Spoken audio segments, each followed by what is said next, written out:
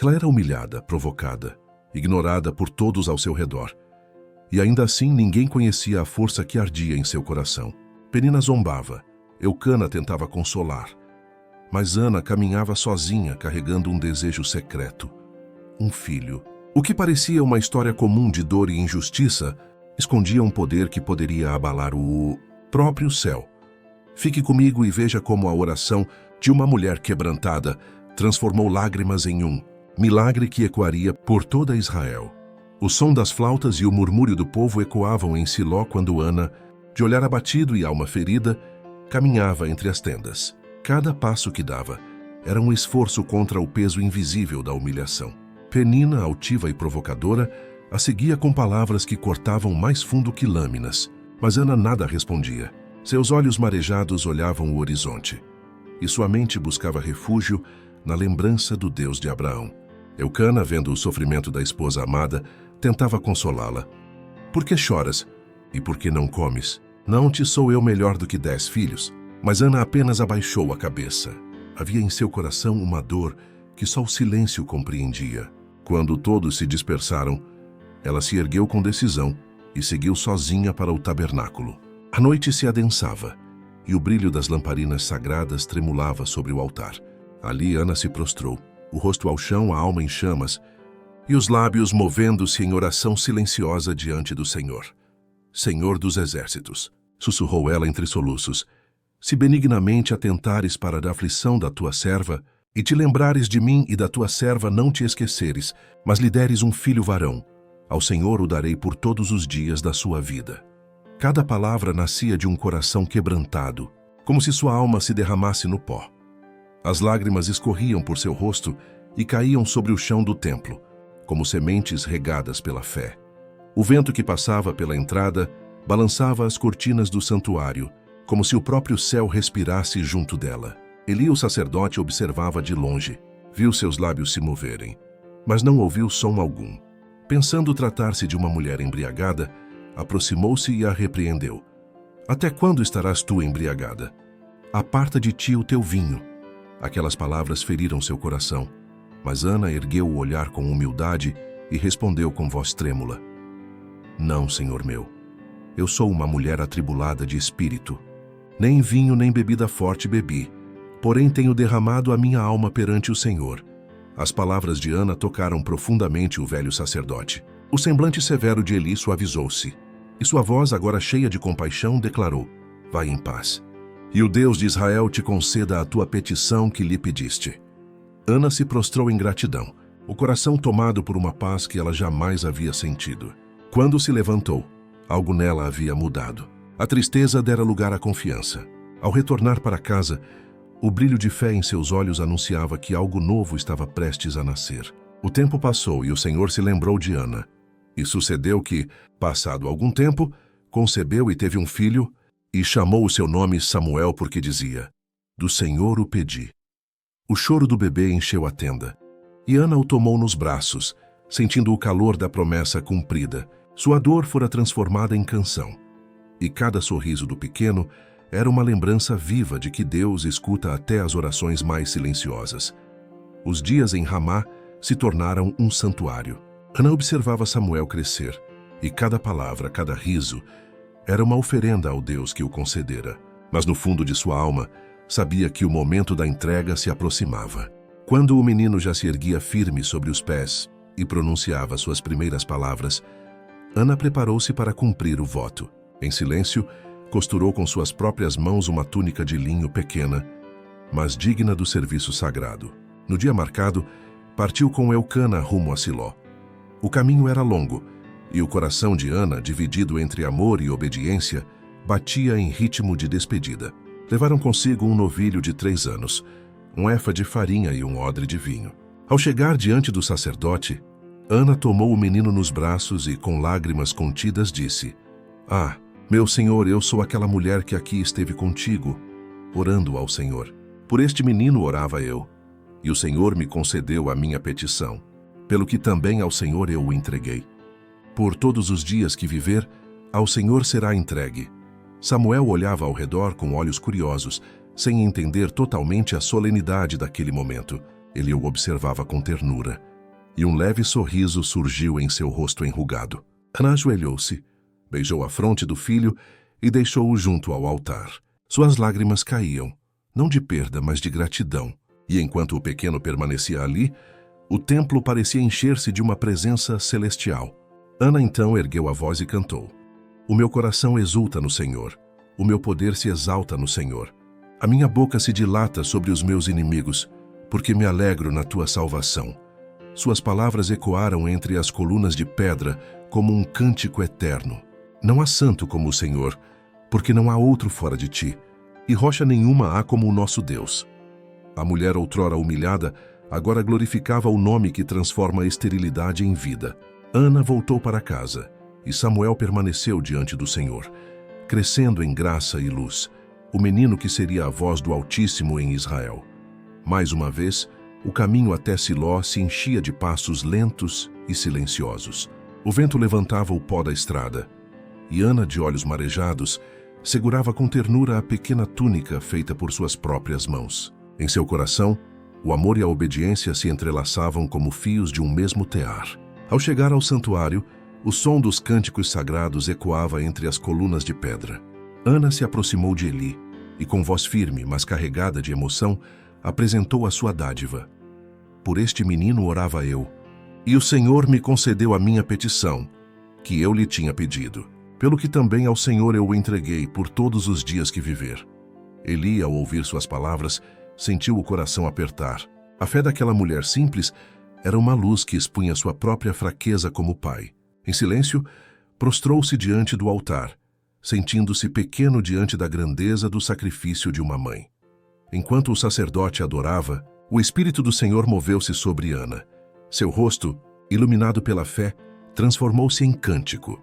E ali, entre o altar e o incenso, ela ergueu a voz com poder e doçura. O meu coração exulta ao Senhor, o meu poder está exaltado no Senhor. A minha boca se dilatou sobre os meus inimigos, porquanto me alegro na tua salvação. Não há santo como é o Senhor, porque não há outro fora de ti, e rocha nenhuma há como o nosso Deus. O ar parecia vibrar com suas palavras. O Senhor é o que tira a vida e a dá, faz descer a sepultura e faz tornar a subir dela. Levanta o pobre do pó, e desde o esterco exalta o necessitado, para o fazer assentar entre os príncipes. A voz de Ana ecoava como trombeta profética, atravessando o tempo e anunciando o poder de um Deus que reverte destinos, derruba o orgulho e exalta os humildes. O cântico se tornou profecia. As palavras que brotaram dos lábios de Ana apontavam além de sua própria história. Falavam de Davi, o rei que viria, e do Messias, o ungido que traria salvação. O Senhor julgará as extremidades da terra, e dará força ao seu rei, e exaltará o poder do seu ungido. O rosto de Ana resplandecia, e suas lágrimas já não eram de dor, mas de reverência. Todos os que estavam em Siló silenciaram, e por um momento, o templo pareceu tocar o céu.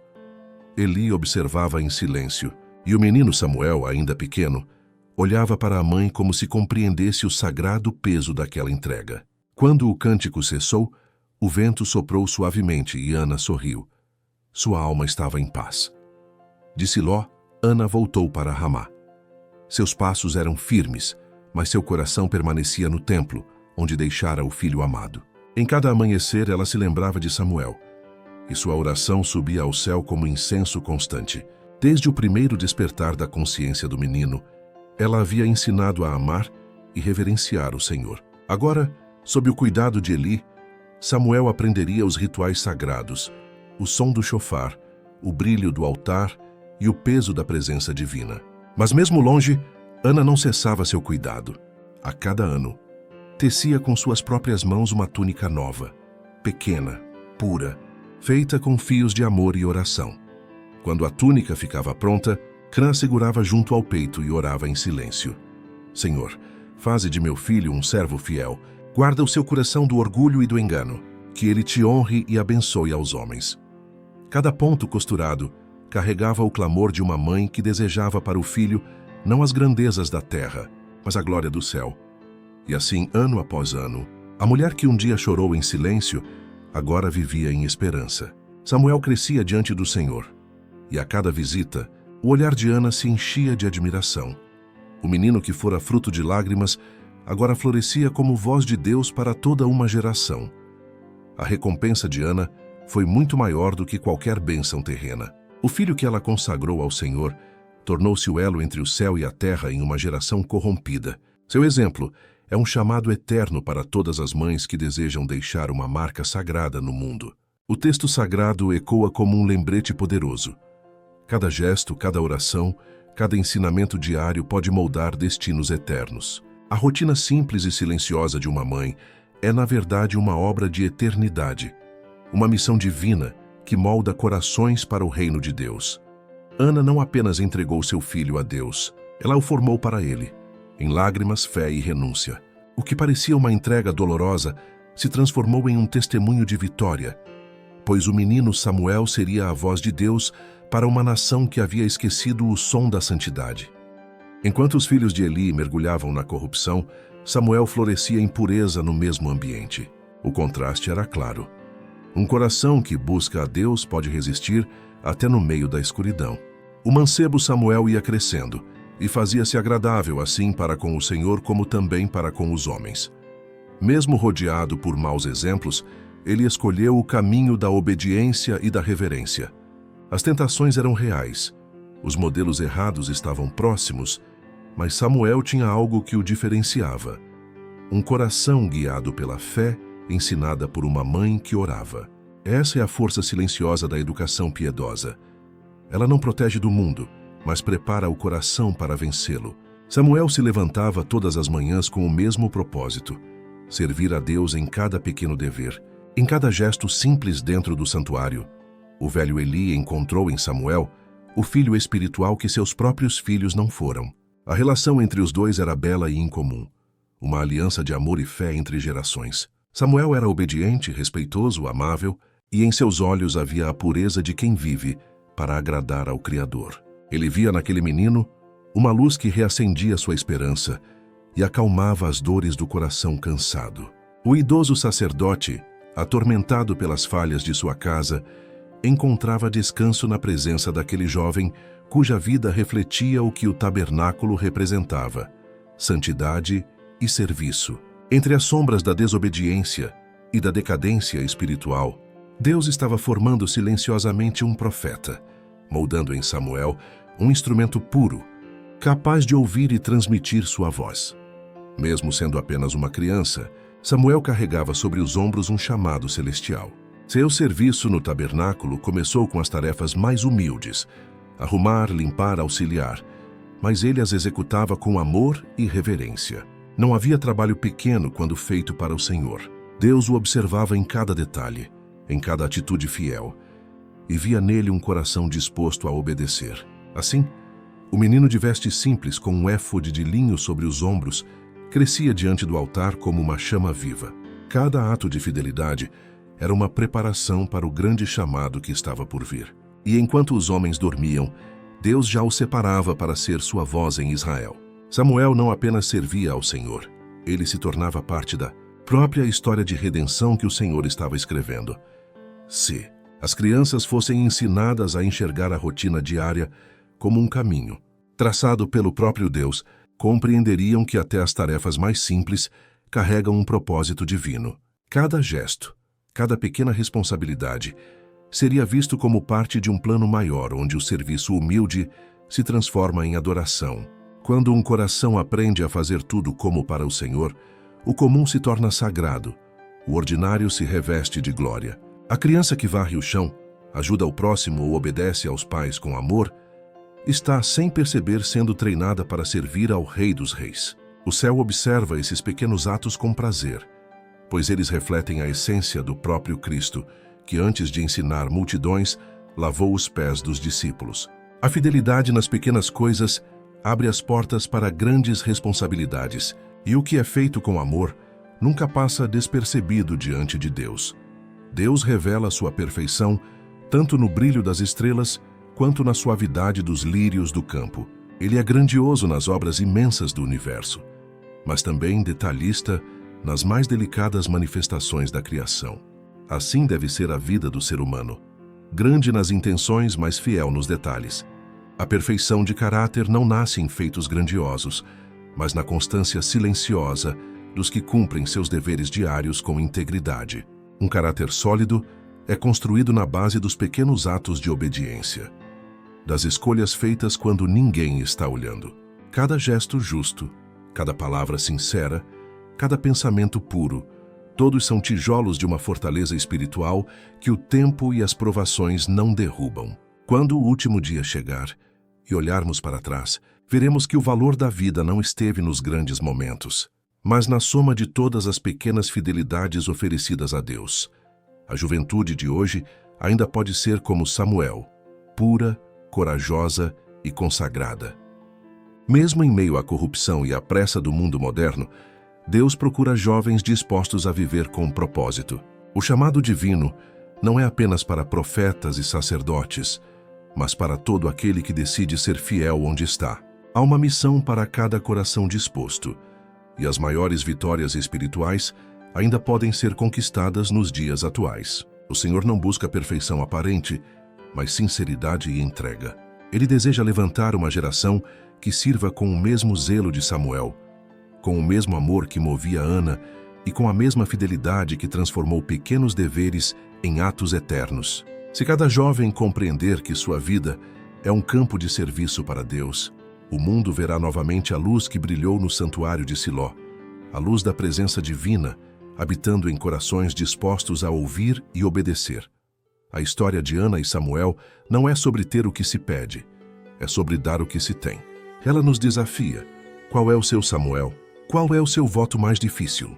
Onde você precisa parar de chorar e começar a crer? Se esta mensagem tocou seu coração e te inspirou a fazer uma oração de entrega, eu tenho um desafio para você. Comente aqui embaixo, escreva "Eu vou entregar o meu Samuel" e compartilhe uma pequena oração ou o voto que Deus tem pedido. Vamos criar uma corrente de fé nos comentários. Inscreva-se no canal e ative o sininho. Toda semana, mergulhamos em histórias bíblicas que transformam sua fé e revelam o poder de Deus nas vidas comuns. Não deixe essa inspiração morrer.